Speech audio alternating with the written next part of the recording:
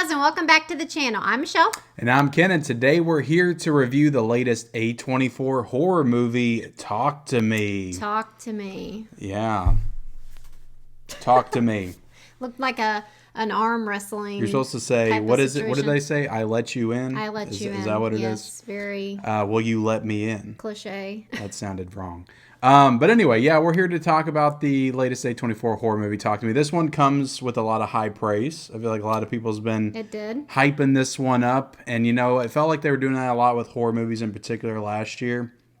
And they didn't all live up to it. So we're going to find out if this one lived up to the hype in our review today. But before we get into it, subscribe to the channel if you haven't already. We talk about movies and TV and all that good stuff. And if you like that kind of thing, hit the subscribe button. And also, like the video. Like the video, like she said, and leave us your comments down below. Did you go see Talk to Me? What did you think? Let us know in the comments section below. Okay. Where do you want to get started with this one? Do you need to take a breath? Maybe need to take a small breath, but I'm good. I'm good. Yeah, so, you know, I was definitely interested in seeing this. I will say all of the high praise that you talked about did kind of get me to the theater. Yeah. We almost thought we weren't going to make it, but we ended up making a ton work. And I don't know. I got to say that I was a smidge disappointed in this movie. Yeah, I was right there with you. And it's not that the movie's not good. I think it's a pretty well-made horror film. Mm-hmm. It's just that it didn't necessarily break the mold like I was hoping it would. It wasn't all that unique, or at least what people were making it out to be. I feel like we probably should have learned our lesson by now that sometimes when something's really hyped up, you put too much, I don't know, expectation on it. Yeah. And then you come away, usually a little disappointed, a little underwhelmed. Yeah. And, I guess that happens. But, yeah, I was definitely, like you, kind of expecting something, like, really different. And I honestly didn't feel like that's what this was. It had a very interesting premise that I don't feel like fully lived up to what they could have done to it. I just feel like they wasted it by the time that we got to the end, Yeah, the idea of almost becoming addicted to being possessed, mm-hmm. To be getting high on possession. That's a unique idea. Yeah, and I definitely wasn't really thinking about that while watching it, but you brought it up on the way home, and I definitely do think that they were definitely doing that. It's this group of young kids or whatever, and they all get together, and it's like how they party. They have this hand that you find out was apparently the hand of some kind of psychic or whatever. Yeah. And so, it's definitely a cool idea, but like you said, it just didn't reach like full potential. But I will say, we talked about this too, that there's going to be another one. There is. They apparently have already shot a prequel. That's like the new thing with A24 and horror. They had shot Pearl when X came out, and now they had shot apparently a prequel to Talk to Me, and there's a sequel in development, so this will be another horror trilogy, like the X trilogy. Yeah, so maybe, the stuff that we were kind of disappointed about this go around, maybe they'll explain it a little bit better. Right, yeah. Make it work for us in the next one. I don't necessarily have to have like everything explained, but there are some like big questions in this movie that I feel like kind of needed a little bit of explanation, mm-hmm. just to make you understand like what the hell's going on. Yeah. But yeah, by the time you get like the last 30 minutes, it felt very much like a generic possession horror movie, and kind of a little bit felt like almost an Insidious ripoff. Yeah, I know you said that. To a certain extent, just the idea of like going into the world of the possessed or the ghost or whatever. Right. To pull out somebody. I'm not trying to like spoil everything, but yeah, it felt along those lines to me by the time we got to the end.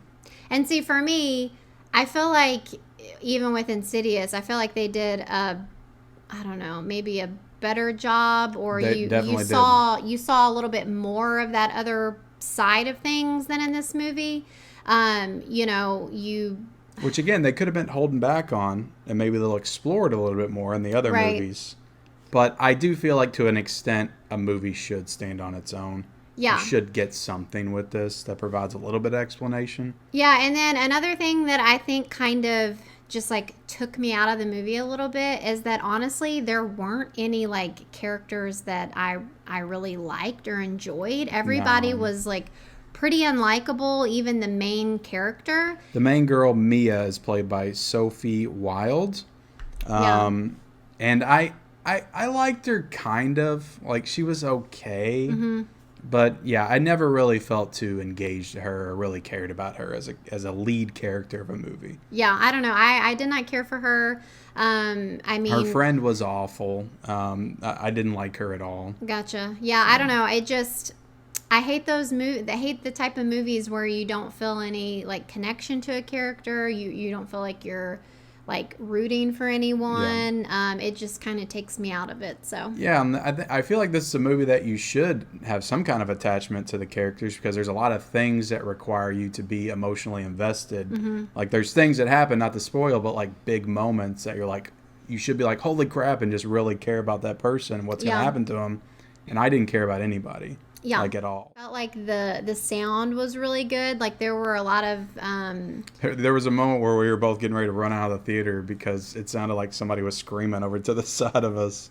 Well, it was not screaming. It was like a soft singing. Yeah. And it honestly felt like somebody was literally behind me.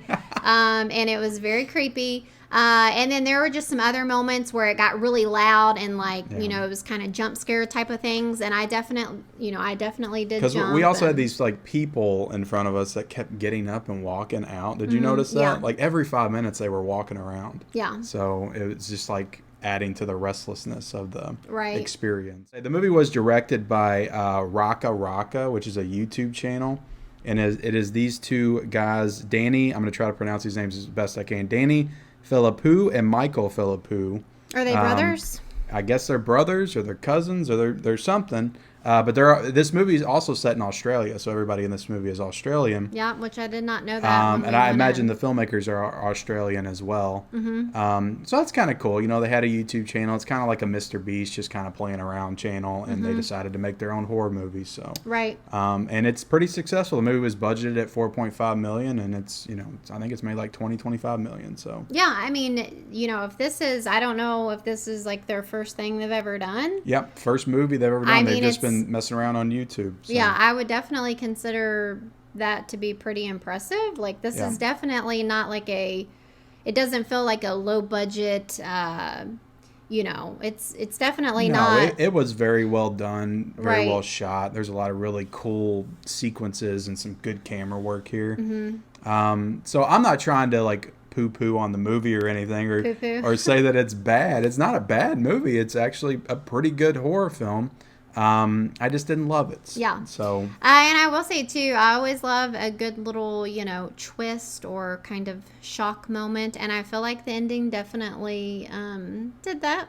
It had that, but I'll say it was a little predictable. I kind of knew what was going on before you were supposed to know what was going on. I don't feel like you knew. I kind of knew a little bit, kind of where they were heading. You don't know what I know. Well, I feel like when it happened, you were like. Like, you were kind of like confused. No way. And I felt like I had to kind of mansplain it to you. Mansplain it.